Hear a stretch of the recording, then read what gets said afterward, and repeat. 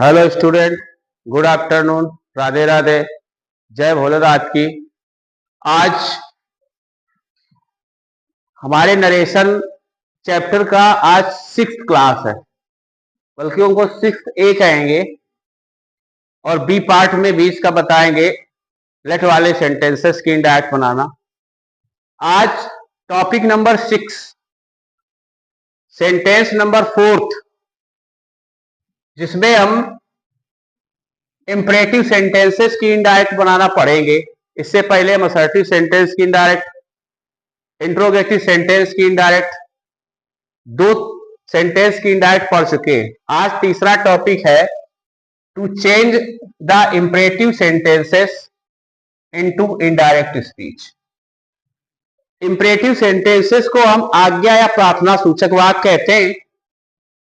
Imperative sentences की indirect बनाने के लिए, जैसा कि रूल नंबर 1 में दिया गया है, इंपरेटिव सेंटेंसेस की इनडायरेक्ट बनाते समय रिपोर्टिंग वर्ब सैड या सैड टू जो भी दिया हो के स्थान पर सेंटेंस के भाव के अनुसार हम रिपोर्टिंग वर्ब को, यदि वाक्य में प्रार्थना की गई है, रिक्वेस्ट की गई है, तो रिक्वेस्टेड में, यदि आदेश दिया गया है, ऑर्डर दिया गया है, तो ऑर्डर्ड में, और यदि सलाह एडवाइस दी गई है तो रिपोर्टिंग वर्ब सैड के स्थान पर हम एडवाइस का प्रयोग करते हैं। इसके लिए हमें सेंटेंस का अर्थ निकालना आना चाहिए, भाव पता होना चाहिए कि सेंटेंस से कौन सा भाव प्रकट हो रहा है। और अगर हमें मना किया जा रहा है किसी काम के लिए, तो हम रिपोर्टिंग वर्ब सैड के स्थान पर फॉरवर्ड का प्रयोग करेंगे। अब ये भी बताते चले नियम के अनुसार कि जो इंपरेटिव सेंटेंसेस होते हैं वो प्रायः मेन वर्ब से आरंभ होते हैं। किससे? मेन वर्ब से।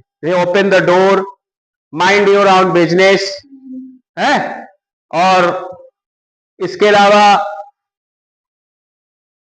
Open the door, do not open the door. और अगर प्रकार की बात की जाए तो इंपरेटिव सेंटेंस दो प्रकार के होते हैं। कितने प्रकार के? उनको बुलाओ ऊपर से। इंपरेटिव सेंटेंस कितने प्रकार के होते हैं? दो प्रकार के होते हैं।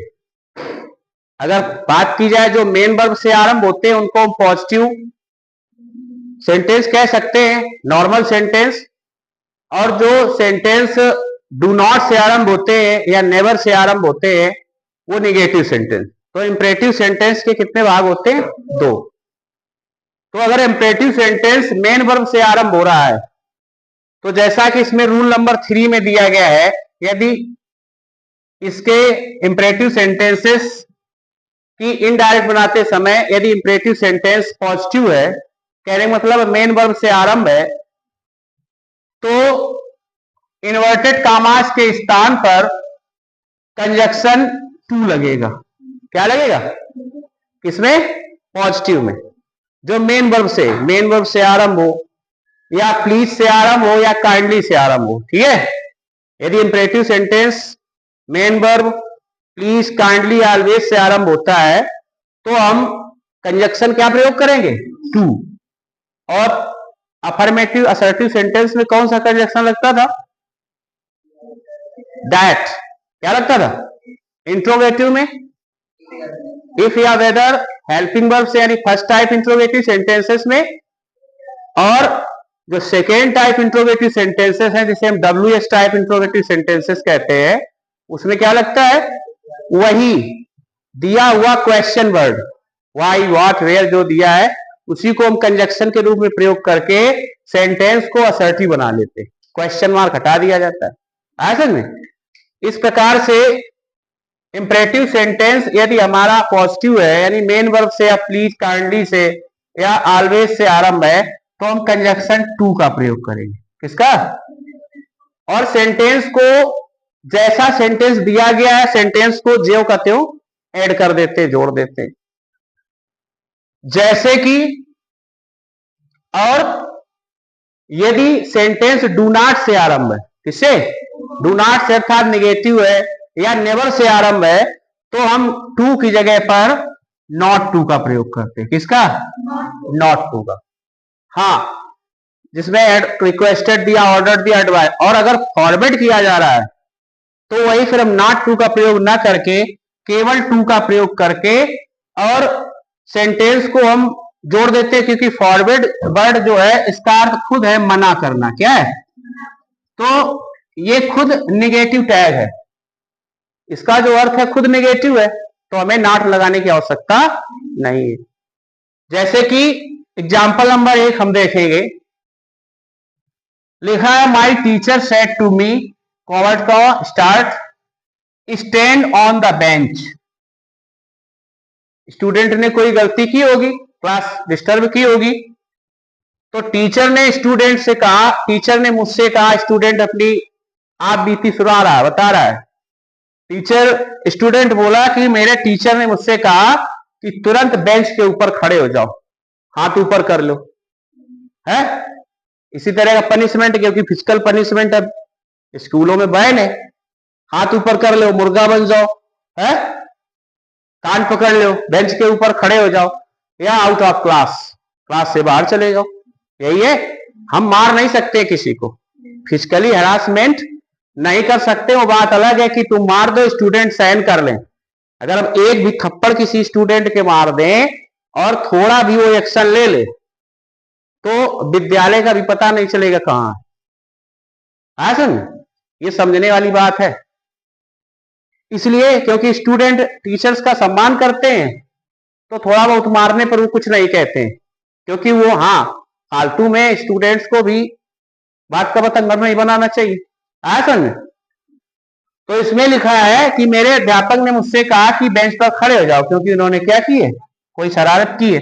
तो इसमें टीचर क्या करता है, टीचर है कोई हाई पोस्ट वाला है, अगर अधिकारी कह रहा है अपने नीचे वाले से तो ऑर्डर करेगा, प्रिंसिपल टीचर से, टीचर प्यून से, तो सब ऑर्डर है। और नीचे पोस्ट वाला अपने हाई पोस्ट वाले से अगर कहता है तो उसमें रिक्वेस्टेड का प्रयोग होगा। प्यून का है टीचर से, टीचर प्रिंसिपल से, तो रिक्वेस्टेड लगेगा, और प्लीज काइंडली लगा हो तब भी रिक्वेस्टेड लगेगा। और बड़े ऊपर हाईली अथॉरिटी पद वाला अगर कोई बात कही रहा है bring a glass of water, peon से अपने, तो वो ऑर्डर करता है। क्या करता है? तो माई टीचर, इसकी जब इनडायरेक्ट हम बनाएंगे इस सेंटेंस की, इनडायरेक्ट ये बनेगी माई टीचर। क्या बनेगी? माई टीचर सेड टू का क्या होगा?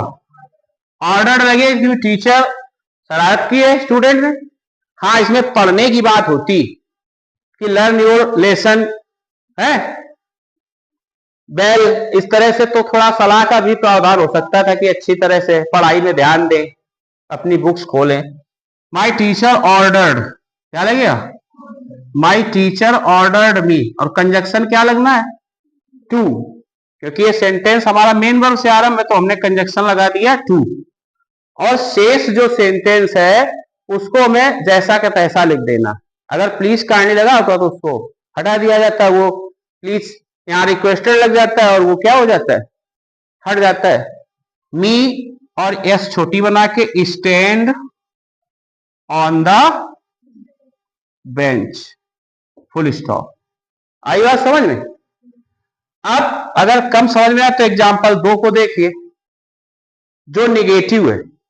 निगेटिव मैंने बताया कि अगर फॉरवर्ड नहीं किया जा रहा है, फॉरवर्ड अगर किया जा रहा है तब तो हम फॉरवर्ड का प्रयोग करके असर्टिव की तरह ही बनाएंगे, फिर नॉट टू नहीं लगेगा, टू लगेगा।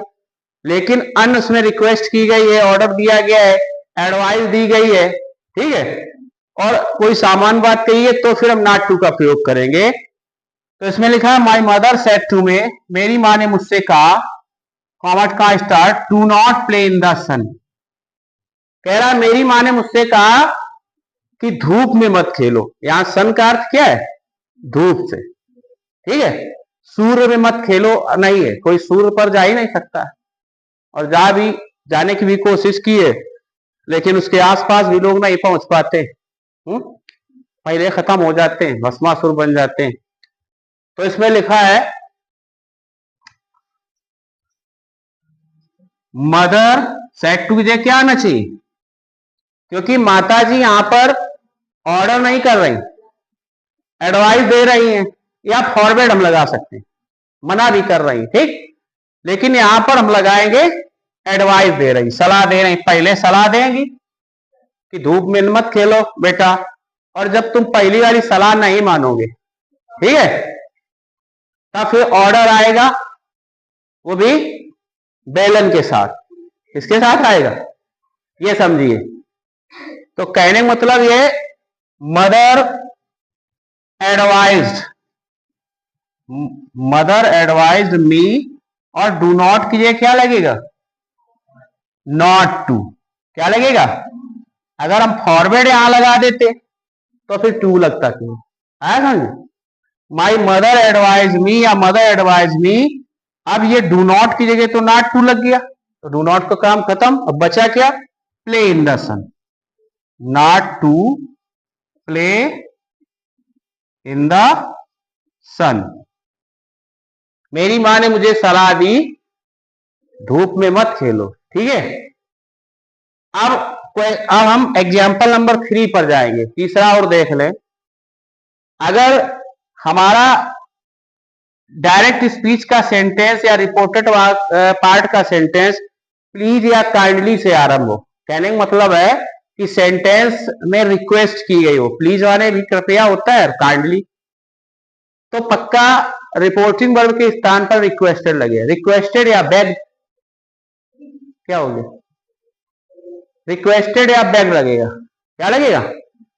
अगर कोई कॉमन आदमी है, नौकर अधिकारी अपने साहब से कह रहा है, टीचर से चपरासी, टीचर प्रिंसिपल से, तो रिक्वेस्टेड। अगर भिखारी है, कोई डाउन ट्रूटेड व्यक्ति है, गरीब है, और वो किसी रिच व्यक्ति से है, उससे कुछ रुपए मांग रहा है, खाने को मांग रहा है, तो फिर वो बेग कर रहा है, क्या कर रहा है, तो आप बेग्ड का भी प्रयोग कर सकते हैं, रिक्वेस्टेड का भी प्रयोग कर सकते हैं, और बेग्ड का भी प्रयोग कर सकते हैं, खास करके जब बेगर की बात हो। तो इसकी जब इनडायरेक्ट पे जाएंगे तो ये बनेगा माई फ्रेंड। अब देखिए इसमें फ्रेंड है, अगर यहां प्लीज ना लगा होता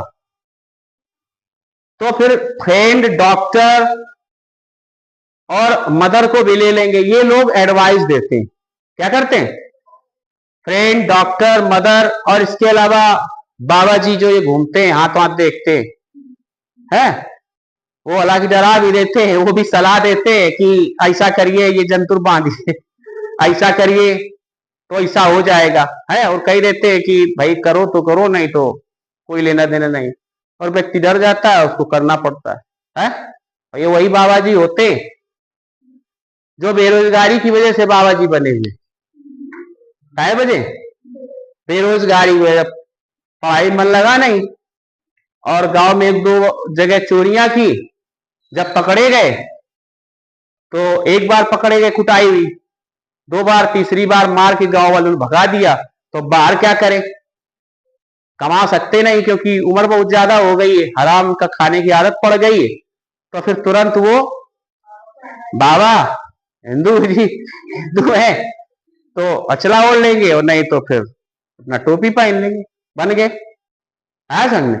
और वही जो स्कूल जाने के लिए गांव छोड़ के भगे, पिताजी कह रहे स्कूल जाओ, गांव छोड़ के भाग गए पढ़ने की वजह से, फिर वही जाकर उन लोगों को, हमारे तुम्हारे लोग जो पढ़ लिख के जाते हैं, उनको उनके लिए जंतुर बनाते हैं, बिरवा देते हैं कि लो ये बांधो, तुम्हारी जॉब लग जाएगी, है, उन्हीं लोगों से, है समझे। इसलिए अपनी पढ़ाई पर और अपने परिश्रम पर विश्वास करिए, ठीक है, हमें मेहनत करनी है, बिकॉज वर्क इज वर्शिप, है, और रिजल्ट अपने समय पर आएगा। पहले से अगर इंतजार करोगे कि पहले क्यों नहीं आया, आया ना। अब यहां तक पहुंचते पहुंचते हम लोग पढ़ा रहे, तो अब क्या, हम लोग जन्म हुआ तो क्या पढ़ाने लगे थे, 35-36 साल अब उम्र हो गई, तो अब किसी विषय पर कुछ पकड़ बन पाई है, आया ना। तो जो नए लोग तैयार हो रहे हैं, 1-2 साल से पढ़ा रहे हैं, नर्सरी को पढ़ाना शुरू किया है, तो अब वो आगे सोच लें कि नहीं हम ग्रेजुएशन वालों को पढ़ाने लगे, है, तो टाइम देना पड़ेगा। 17 साल 18 साल हमने समय दिया, तो तुम हमसे ज्यादा ब्रिलियंट हो गए, तो भाई आधा समय तो देने पड़ेगा, है। ऐसा तो नहीं कि बच्चा आज उसका जन्म हो और कल जो है वो दूध बेचने लगे जाके, रिक्शा चला रहे या सीधे डिग्री करने लगे जाके, समय लगता है कि नहीं लगता। इसलिए यहां फ्रेंड अगर प्लीज ना लगा होता तो फ्रेंड सलाह देता है, डॉक्टर सलाह देता है कि भाई ये मेडिसिन प्रेस्क्राइब की गई है और इसको सुबह शाम दोपहर लेना है, लो तो लो और नहीं तो जाके अपना कूड़ा में फेंको जाके, है। और 5 दिन बाद आना, 3 दिन बाद आना, तुम जाओ या न जाओ, जाओगे तो देख ले, नहीं जाओगे तो जब दिक्कत 5 दिन बाद होगी तो फिर जाओगे। एडवाइस देता है, मदर एडवाइस देती, फ्रेंड एडवाइस देता है, ठीक है।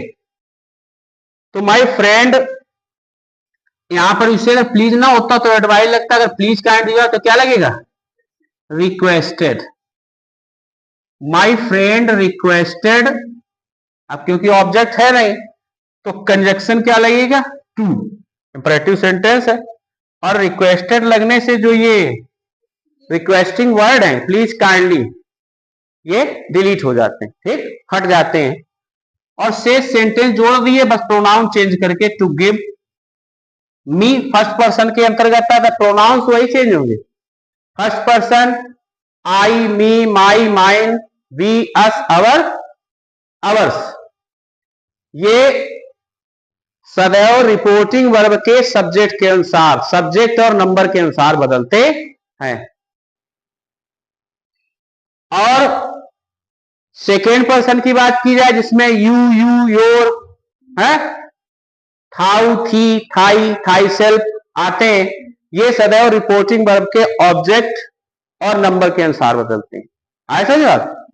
अब थर्ड पर्सन की हम बात करें तो थर्ड पर्सन में ही, सी, इट, दे के विविध रूप आते हैं, which will never be change, जो कभी नहीं बदलते। तो इस प्रकार से पर्सन का चेंजमेंट है। तो हम जब देखेंगे तो यहाँ मी जो है फर्स्ट पर्सन के अंतर्गत आता है, जो रिपोर्टिंग वर्ब के सब्जेक्ट के अनुसार बदलेगा, और रिपोर्टिंग वर्ब का सब्जेक्ट है फ्रेंड।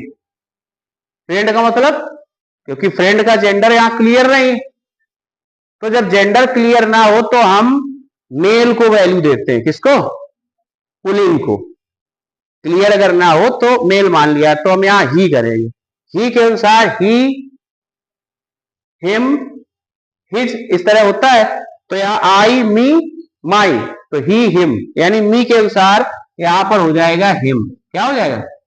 और योर, अब योर सेकेंड पर्सन, अब देखिए, और यहां पर विदाउट ऑब्जेक्ट है।